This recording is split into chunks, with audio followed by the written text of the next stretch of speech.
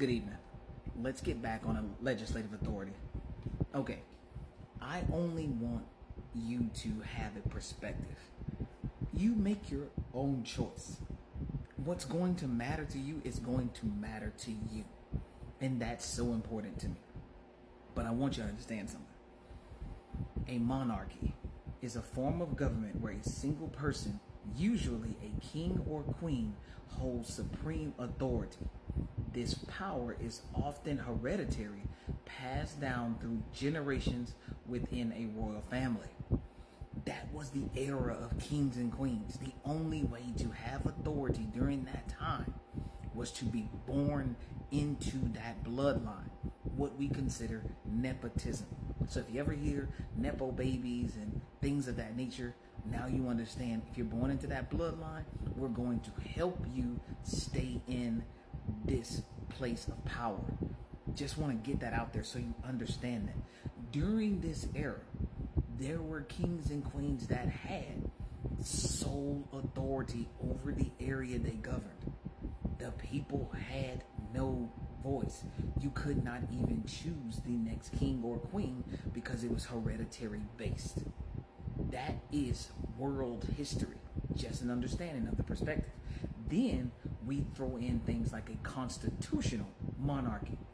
The monarch's power is limited by a constitution, often sharing power with a parliament or other governing body.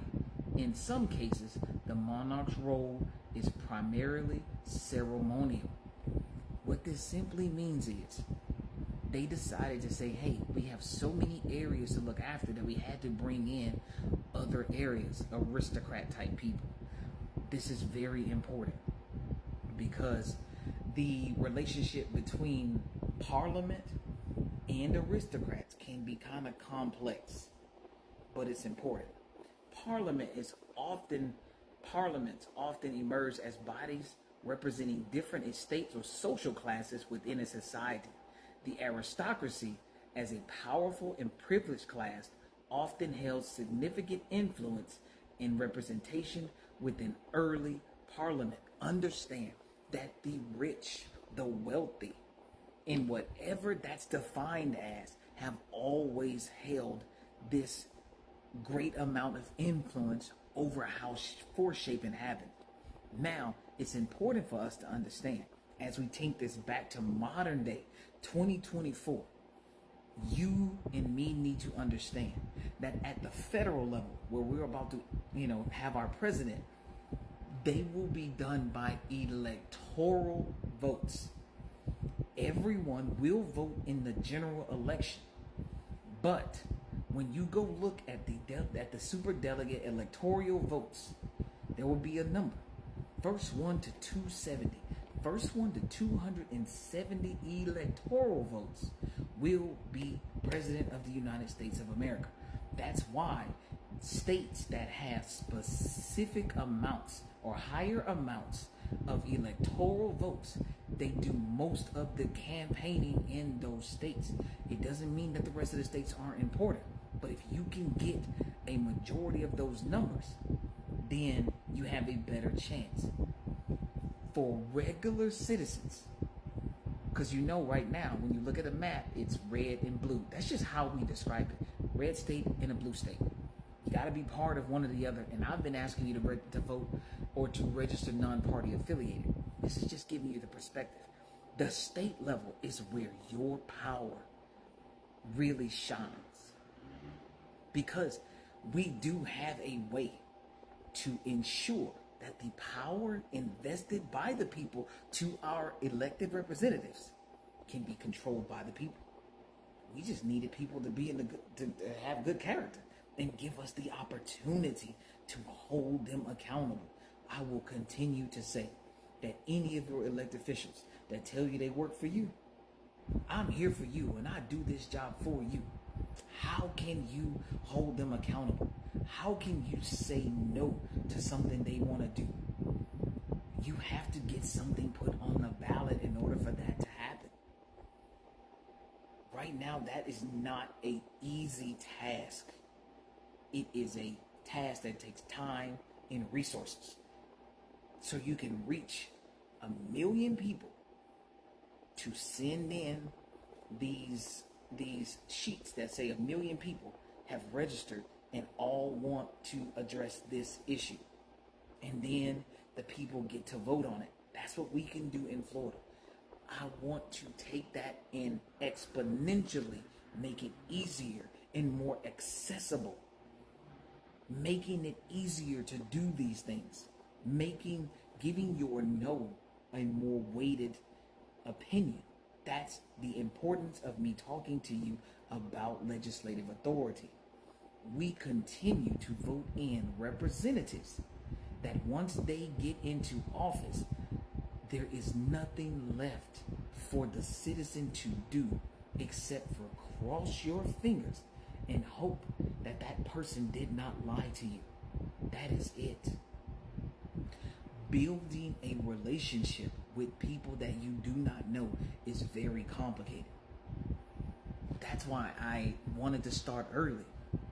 That's why, and yes, I do 100% lack resources, except for the number one resource at the state level necessary, and that is you telling the next person why you think that what I'm saying is a good idea and would be good for everyone. Now we get to hear individuals start to argue against why giving people the authority to say no to their elected representatives is not in the people's best interest. That's the conversation that we need to create. Because once we create that conversation, we start to identify the individuals that do not have your best interests at heart. And again, there won't be a time where I have an intimate relationship with 7 million Floridians. It's never gonna happen. I'm never going to know you. I'm not. But you're going to know your friends, your family, your loved ones. You're going to be able to give perspective to those around you. And we, through those perspectives, can create a collective understanding that it is important that all of us have a voice in how we shape this state. That's why it's important. That's why the sole purpose for me wanting to be governor of Florida is because giving legislative authority to the people, giving you the ability to say no to your elected official, shows that you do have this control and you do have this power.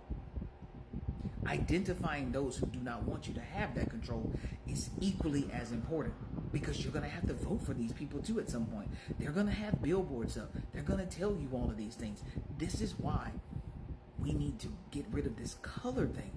The red states and the blue states, man, it's really got to go, because they are targeting a specific thought process while not taking everybody into consideration.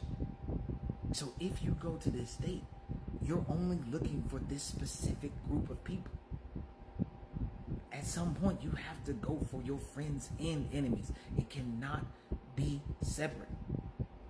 I do not want you arguing with one another in a fussing type manner, but I would like you to bring the perspective of understanding this legislative authority. Our House of Representatives, these different parliaments, now considered houses of representatives that have aristocratic-like characteristics, that's what we're dealing with today. And we are trying to change that. I am trying to put the perspective in your mind to change that. And I'm telling you that I would like your vote when it comes to write my name on that ballot, Rodney C. Glover, and give me the opportunity to put legislative authority, a historical feat, in the hands of Floridians. Let's make history and let's set the tone for other states to be able to follow, because we put it in legislation to give our citizens the ability to truly hold its elected officials accountable. Thank you guys, and you have a great evening.